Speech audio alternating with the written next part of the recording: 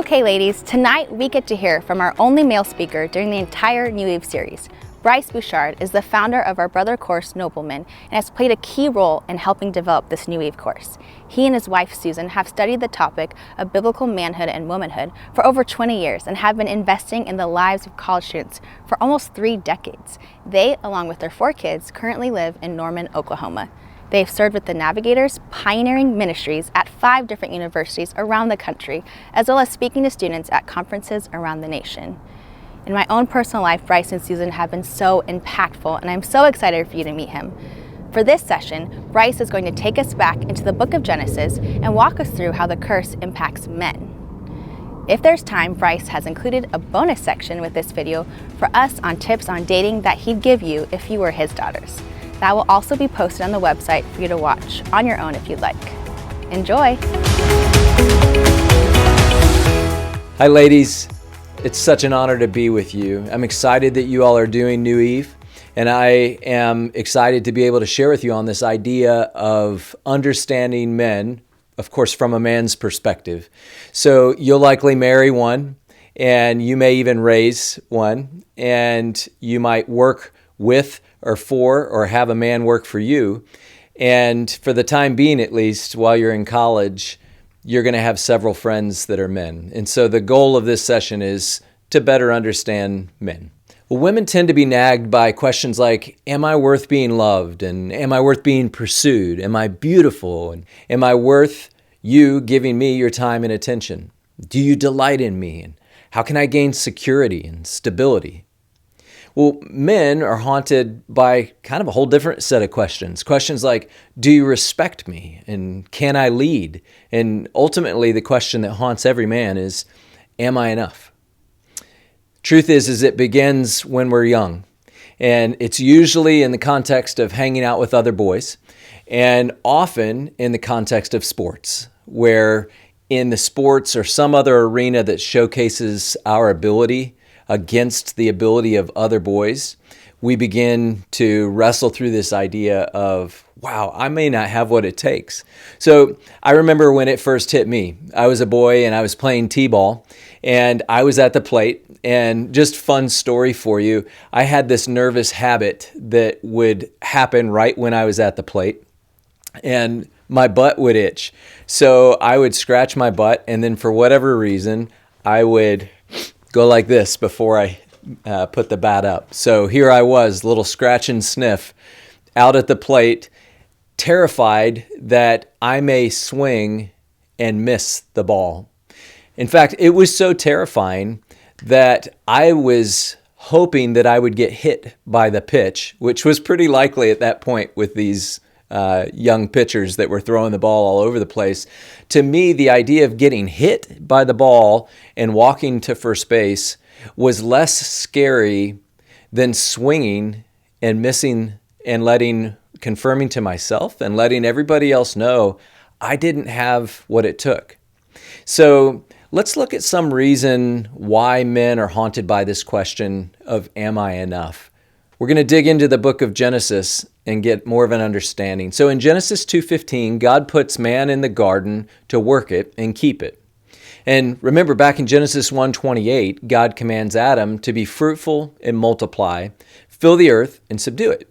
Then he creates a helpmate for Adam in Eve. Now, here's an important thing. God says, I want you to rule together, made differently, quite a bit differently, with different roles, one no better than the other, but with man being the head. Now, anything in nature with 2 heads is considered a monster.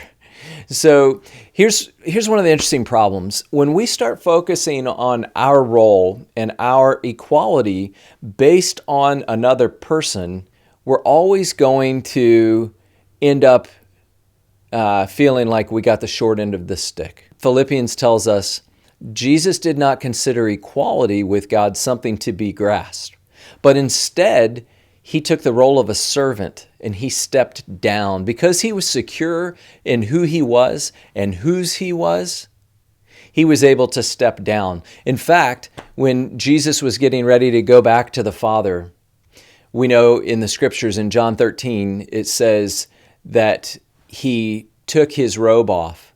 This is God in the flesh, that he took his robe off and was actually able to serve the men that he was leading. That's huge, because he was not focused on trying to determine his value based on the people around him. He was secure in his relationship to the Father. So he wasn't caught up on this issue of what his role was or someone else's role was. And I think that's pretty significant for us as well. When we understand our value in him, and that he gives us different roles, just like he gives us different gifts in the body of Christ, all of a sudden everything starts to make sense.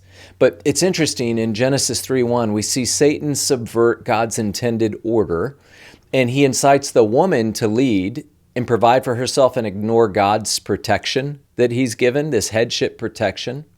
And like we talked about last week, Satan tells them that God doesn't have their best in mind, and in fact that they should be God.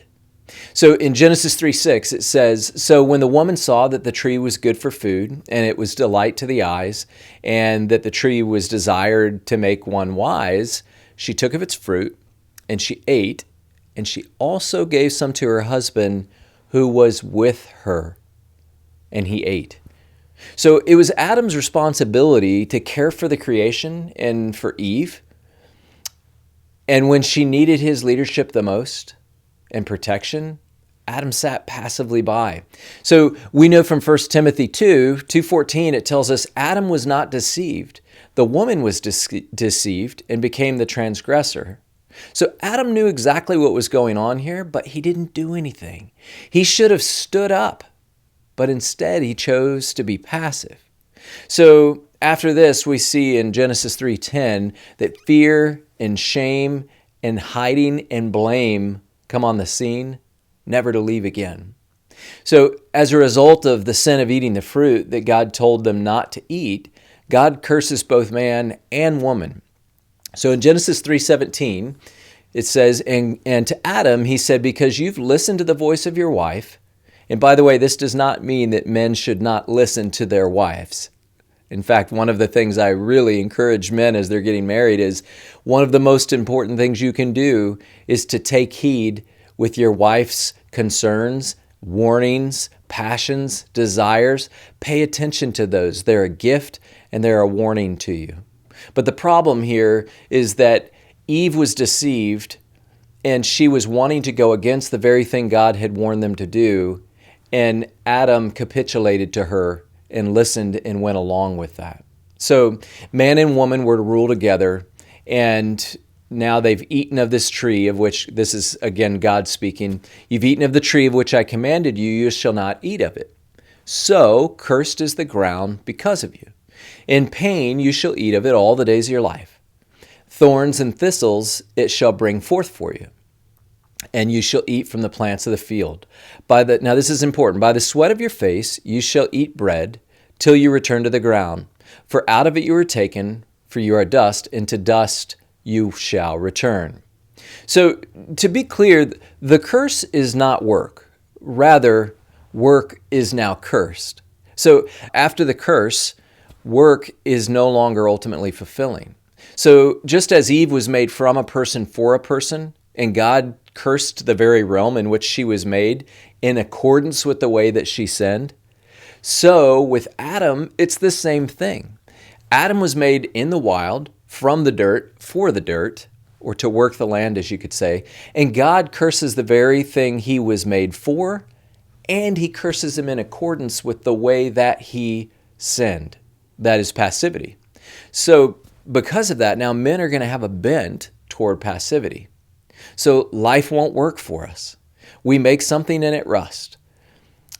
We design something and it becomes outdated. We win something one year only to be beat the next year. So after the curse, men are constantly being faced with the fact that we're not enough. It's as though God has now hardwired this idea of not being enough into us. So we could look at this as a punishment, but that's not what the curse is for. God giving the curse is actually a corrective, a disciplinary measure to show us that we can't live without Him, independent from Him, and we cannot live as king. In previous sessions, we've talked about the problem of mankind putting the crown on our heads. So God does not want us to live lives with the crown on our head. Adam and Eve chose to live lives independent of God, with the crown on their heads, and God responds with a curse, essentially saying, you will be incapable of living without me. To live life independent of me, you won't be able. So the curse leaves us with a question that will haunt every man from the time he's a boy until the time he dies. And the question, of course, is, am I enough? And the answer is an emphatic no. He may be enough for a short time or in a particular arena, but not in everything. Which, by the way, men are usually workaholics not because they love work so much as it is that it's an area that they can control, and that in one part of their life they feel like they're enough. But when they get home, they'll turn on the TV or lose themselves in their phone or porn where he feels like he's enough. As a wife and his kids are harder to manage and to make work the way that he wants or to control, he feels like he's not enough. And until men begin to acknowledge that we're not enough and that we're cursed to be empty apart from God, our well-being and our very identity are constantly in jeopardy and defined by our ability to perform. So this is a huge weight for men to live under. How a man answers this question, am I enough? It will determine his character, his destiny, his ability to love, to lead, to provide, to protect, and to sacrifice for those under his care. If a man doesn't answer this question well, he'll live a wasted life spent trying to convince himself and others that he's enough. It will become more and more obvious that they're wrestling with this question. There will be numerous experiences that show them that they're not enough. And this will reinforce their tendencies to work harder or to be more passive, to fake it more, or to hide. He will stay in areas where his strength is proven and he knows he can win, whether it's school or video games or sports. There are two fleshly responses to this question that nags a man every day. One, we abuse. So we think, I am enough and I'm going to prove it to everyone around me.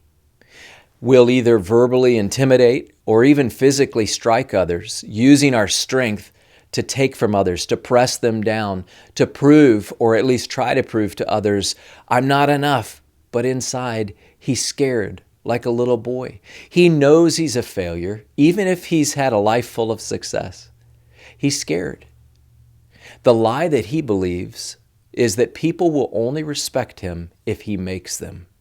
So he'll manipulate himself and or others to try to be respected, and it usually never works. The second thing that happens is we tend to abandon, just like Adam did. We run and we hide from situations where there isn't enough data to convince us that we're a winner. We'll leave friendships, we'll leave our job, our faith, our marriage, our kids, other responsibilities, things we should move into that scare us. We can't face getting this question answered negatively over and over again. So we don't want to be put in situations that will remind ourselves and others that we're not worthy of wearing the crown that we've been wearing. You end up with passive men. Here's some characteristics of passive men. We tend to be crippled by criticism, indecisive and apprehensive to commit, afraid of offending or disappointing others, unwilling to assume responsibility for ourselves and or for others, unwilling to enter into conflict or hesitant to initiate and take risk, scared to lead out in strength. So instead of being an initiator, he actually becomes the responder, especially in relationships. And he will be tempted to make his life revolve around you. And while that may feel good for a little while, for most women who end up with a man that's simply orbiting around them, they resent them. And they think, I want a man that's going to lead and act like a man, not like a little boy. And when a man is trying to meet needs in a woman that can only be met by God, he'll give up. It's too much, which is part of why he's so susceptible to affairs. He believes that he can impress this woman. He knows he can't impress his own wife. He feels like she already understands that he's a failure, not enough. But with this new woman, she thinks he's funny. She thinks he's great. And so he's susceptible to feeling like maybe she thinks I'm enough. So where does this leave us as men? Does it leave us as cursed and not enough? Well, no. So the first two things that we have as options is to abuse or to abandon. But there's a third option. So the third option to abusing and abandoning is Christ becoming our very courage and our identity. When we take the crown off, something beautiful happens. We stop defining ourselves by what we do and what we can't do, what we've done or what we haven't done. And we define ourselves by the God whose we are. That relationship with him. When a man is secure in whose he is, he can do all kinds of amazing things. He can fail, and it doesn't crush him. He can take a risk and not be paralyzed by fear. He can and will move into things that he doesn't want to do. When you see Christ as a man's courage, it's an amazing thing. So praise God for Jesus. Pastor Tim Keller beautifully points out in a sermon called The Hero of Heroes that just like David, Christ went across the valley, faced the most ruthless enemy, and he fought not just for us, but indeed even as us. So Keller says that message is not so much about emulation and trying to be like David. Instead, it's about imputation. So we're actually not like David in this story at all, Keller says. He says we're more like Saul sitting on the sidelines hoping that someone will go fight this enemy that we couldn't even dream of defeating. And we're hopeless until Jesus steps in and fights for us. So what? So when we acknowledge that Jesus stepped up to fight for us, we can admit the fact that we're scared, that we don't have to perform and we know we can't. So do you guys remember when God tells Moses that he wants to use him to rescue the Israelites? And Moses wrestles with the question, probably, am I enough? Is really what he's saying. Who should I say sent me? And God tells him this. He says, tell them I am sent you. So the truth is we'll never be enough. But God says, I am. So Jesus is the only one who can rightly answer a man's question, who can make him enough, who can give him what it takes to be a man. Jesus can supply what a man needs to come through for others. By relying on Christ's strength, he can face hardship, endure it, overcome it. So this is where courage is found for a man, is in Christ. I tell the men in Noblemen that courage is doing what is right in spite of our fear or lack of desire. Let me give you an example of this when I was being paralyzed by fear in the question of am I enough? Susan and I were newly married, and we'd come on staff with the Navigators a few years earlier. And every Navigator staff was responsible, and still is, responsible for raising their own support team of people who would support their ministry. Well, we barely had anyone on that team. It was a very small team. And there was a local judge from my hometown who was on our team. Well, he stopped giving all of a sudden, and we knew that he had stopped giving. Well, the truth is I needed to call him and ask him, hey, did you guys decide to stop giving? I just wanted to check, did something happen? And maybe did I offend you or disappoint you or whatever it might be? I needed to call him. Well, day after day, I kept coming up with an excuse not to call him. He was an impressive guy, and if I'm honest, I think I was probably a little intimidated by him. He seemed like he was enough and had it all together. So each day I had some excuse to not call him. And Susan graciously started asking me, hey, did you call Judge Sweat? And I said, oh no, it's dinner time. It's probably, I don't want to bother him at dinner time. And so then after dinner, hey, did you want to call Judge Sweat now? And, oh, well, they're probably getting ready to go to bed. It's not a good time. We'll call tomorrow. When I could face it no longer. And truth is I was thinking, my wife sees and knows that I'm scared, and I was embarrassed. When it finally came time and I picked up the phone and nervously called him, I went over to the kitchen. We lived in a tiny little apartment. I went over to the kitchen where Susan was in the other room, and I see her out of the corner of my eye as the phone is ringing, coming over toward me. And she comes up behind me and hugs me and says, "You can do this, Bryce." And part of me honestly thought, what does she think, I'm scared? Well, I knew I was scared and she knew I was scared. But she was believing in me in the midst of my fear and saying, you can do this. You don't need to be paralyzed by your fear. Trust who God says that you are. And by the way, Susan has enabled me to walk in strength and courage in areas that I felt totally weak, inept, afraid, and unable to move into. As she says, you got this, Bryce. God is with you, and reminds me of that. When you see a man take the crown off of his head and he no longer has to try to prove to people he's enough, he can actually use his strength, his position, to love and to lead and to serve and provide and protect and develop the people around and under him. And that's a beautiful thing. You want to be in a relationship with a man like that, who's taken the crown off of his head, knows he's not enough, wants to be under God's headship. You want a man like that leading your family.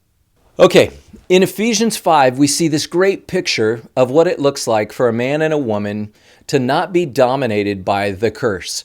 And in relationship, we see this picture played out. So let's read through the text and then we'll talk about it. Starting in 5:22. Wives, submit to your own husbands as to the Lord, for the husband is the head of the wife, even as Christ is the head of the church, his body, and is himself its Savior. Now, as the church submits to Christ, so also wives should submit in everything to their husbands. Husbands, love your wives, as Christ loved the church and gave himself up for her, that he might sanctify her, having cleansed her by the washing of water with the word, so that he might present the church to himself in splendor, without spot or wrinkle or any such thing, that she might be holy and without blemish. In the same way, husbands should love their wives as their own bodies. He who loves his wife loves himself. For no one ever hated his own flesh, but nourishes and cherishes it, just as Christ does the church, because we are members of his body. Therefore, a man shall leave his father and mother and hold fast to his wife, and the two shall become one flesh. This mystery is profound, and I'm saying that it refers to Christ and the church. However, let each one of you love his wife as himself, and let the wife see that she respects her husband. Okay, now let's break this down. So 2 commands are given to the man and 2 commands to the woman. The man is to love sacrificially and lead biblically. And I would say lead biblically could be summarized as providing and protecting. The commands to the woman are to respect her husband and submit to him. Now, for the man, his responsibility as a leader is to sacrifice for his wife. But when a man abuses that privilege and as a leader serves himself, women are unable to respect them. If he's not loving and sacrificing for his wife, why in the world would she submit to him when he's using his power and position to care for himself instead of caring for her? Well, when she doesn't submit to him, he thinks, why would I provide and protect her? Why would I provide for and protect her? I'm just going to serve myself and look out for me. And this is a vicious cycle. You see it in relationships all over. You might have seen it in your parents' relationship, or perhaps you've had a relationship where you see it playing out. Men tend to be passive. The woman has to step up and lead. Men then abuse and or abandon. Women then tend to nag and manipulate to try to make things the way they want. It's a terrible cycle. So what's missing? Well, if you put Christ into that same relationship, and both the man and the woman take the crown off of their head, they place themselves in that covenant relationship with Yahweh, with Him as their creator and master and Lord. When they've placed themselves in submission to Him in the boundaries that He's given, and they're dependent on Him, they're now no longer looking to their spouse to meet all their needs. Their primary needs are being met by God. And when that happens, here's the cool thing, you guys. Even if a wife isn't respecting or submitting to her husband, the husband can still choose to provide for, protect, sacrifice, and develop his wife. And even if a husband is being a bum and he's not obeying God with what God's commanded him to do, the wife can actually, out of reverence for God, still respect and submit to a sinful and fallible man. And that's when beautiful things happen. So Ephesians 5 gives us a different example. As it talks about Jesus, think of it this way. Jesus lovingly provides for and protects us. We then honor and respect Him in response. He leads us sacrificially with His love, which then makes it easy for us to submit to Him. This is part of why I think it's so important, ladies, as you're paying attention to a man and thinking about, is this a guy that I want to marry? Do you see him really placing himself under the lordship of Christ? Is he providing and protecting? Is he leading spiritually? Is he loving sacrificially? If that's his mission, and it's clear that his mission is to love and lead and provide and protect and to serve and sacrifice, that makes it pretty easy for you to submit, to get yourself under that mission, submission. So pay attention to the guy you're saying, I want to put myself under your headship and your leadership. Your assignment for this week is to write a letter to your father. This is a really great assignment, and hopefully after Bryce's message, you've begun to understand men and how the curse has impacted them a bit more.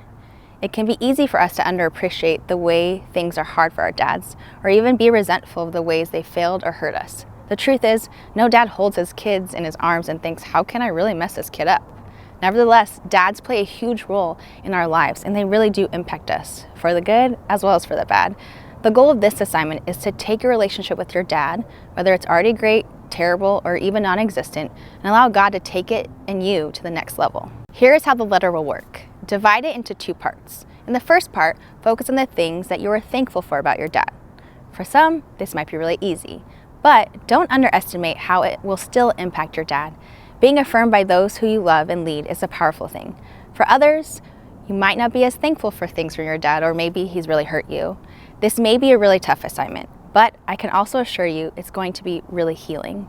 You may have heard the idea that bitterness is the poison you drink, hoping that the other person dies. As you wrestle through this, express your disappointment and pain to God, and let Him be the ultimate good father and meet you in ways that your dad maybe didn't, and can heal your wounds. If you can, get to the place though that you can at least share a few things with your dad that you're thankful for. In the second part of the letter, write about how you look forward to your relationship deepening with your dad in the future. Again, this may be easy and sweet, or it might be a scary step. What if dad doesn't reciprocate? And that's okay. Just share some small ways you think are realistic for you guys to start moving forward as adult father and daughter. For example, maybe you can say, hey dad, love to connect on the phone once a month or something. Or, hey dad, could I take you to breakfast next time I'm home? One word of caution on this letter. If you have a painful past or a less than great relationship with your dad, don't use this as an opportunity to accuse him or share the ways that he's hurt you. That can and should come down the road.